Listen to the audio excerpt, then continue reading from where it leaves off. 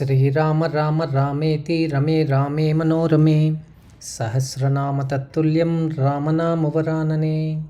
రామాయ రామభద్రాయ రామచంద్రాయ వేదసే రఘునాథాయ నాథాయ సీతాయాం పతయే నమః.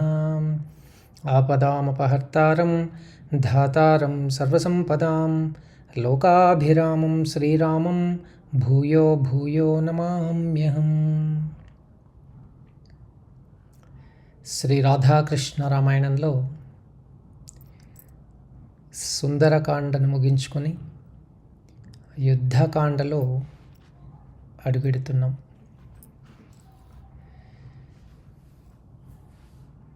శ్రీ రాధాకృష్ణ రామాయణం ముముక్షువుల సాధనకు కరదీపికగా ఉపయోగపడగల గ్రంథరాజం.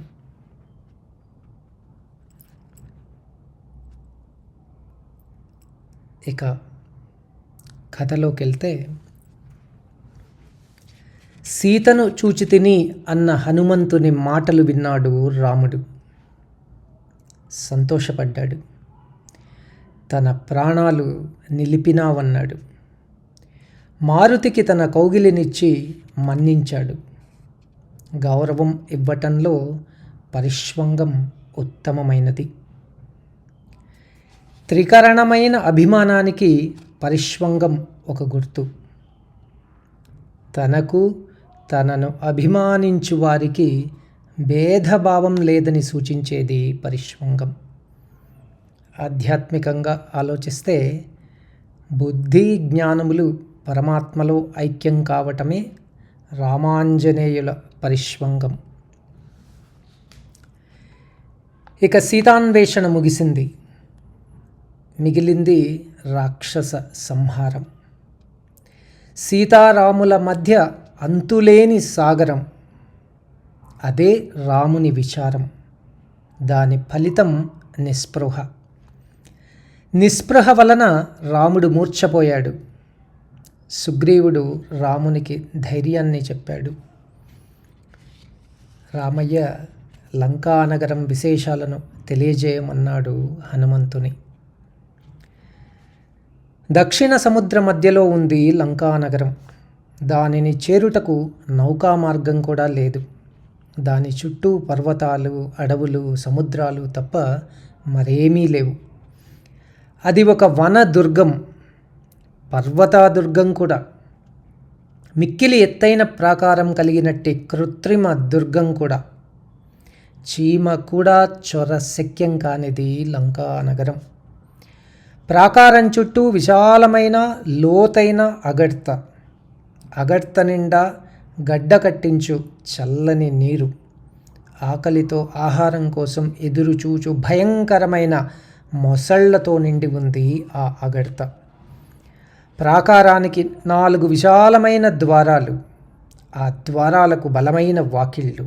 ఆ వాకిళ్లకు బలమైన గడియలు ద్వారం యొక్క దృఢత్వాన్ని తెలుపుతూ ఉన్నాయి. ద్వారాల మధ్య వంతెనలు యంత్రాలతో నడపబడుతూ ఉన్నాయి. దానికి తోడు బాణ ప్రయోగానికి అనువైన యంత్రాలు కూడా ఏర్పాటు చేయబడ్డాయి. ఆ యంత్ర రక్షణలో నిరంతరం నిమగ్నమై ఉంటారు భయంకరమైన రాక్షస వీరులు. మొత్తానికి ఆ లంకానగరం శత్రువులకు దుర్భేద్యం. ఇక లంకానగరం లోపల గజ తురగ పదాతి దళాలు సర్వదా సర్వసన్నద్ధంగా ఉంటాయి. అచ్చట ఉన్న సైన్యం శస్త్రాస్త్ర విద్యలలో నేర్పరులు, నిష్ణాతులు అంటూ లంకానగరం గురించి వివరించాడు హనుమంతుడు. లంకను చేరుటకు శుభముహూర్తం నిర్ణయించబడింది. అదే ఉత్తర ఫల్గుణీ నక్షత్రం. దానికి తోడు శుభశకునాలు వంతపాడాయి. ఇక మూలా నక్షత్రం రాక్షస నక్షత్రం. నైరుతి దేవతల పీడనలో ఉంది. రాక్షసులకు కీడును తెలుపుతూ ఉంది. అంతేగాక విశాఖ నక్షత్రం ఇక్ష్వాకు వంశానికి చెందినది. రాక్షసుల బాధను లేకుండా ఉంది. కావున రామునికి మేలు సూచిస్తూ ఉంది. ఈ శుభశకునాల మధ్య కదిలింది వానర సైన్యం. నదులను దాటింది. అడవులను అధిగమించింది, పర్వతాలను దాటింది. ఆ సైన్యానికి పర్యవేక్షకుడు నీలుడు. గజగవయువులు ముందు భాగాన నడువగా, కుడి ఎడమగా వృషభ గంధమాదనులు నడువగా, సుషేణ జాంబవంతులు వెనుక భాగాన రక్షింపగా వానర సైన్యం ఒక సముద్రంగా మారింది. సేనా మధ్యంలో హనుమంతుడు, వాహనంగా రాముడు, అంగదుడు వాహనంగా లక్ష్మణుడు సూర్యచంద్రుల వలె వెలిగిపోతూ ఉన్నారు. వానర సైన్యం రాత్రింబవళ్ళు ప్రయాణం చేసింది. సహ్య పర్వతం చేరింది. ఆ పర్వతం దాటి మహేంద్ర పర్వతాన్ని చేరింది. అటుపై కనపడింది సముద్రం. కన్ను చూపు మేర నీటి భాగమే తప్ప భూమి కానరాదు. దానిని దాటితే కానీ లంకానగరం చేరటం సాధ్యం కాదు. సముద్ర తీరంలో దృశ్యం కడు రమణీయం, మనోహరం. రామునికది బాధాకరం. రామయ్య మనస్సులో ఆలోచనలు ఈ విధంగా ఉన్నాయి.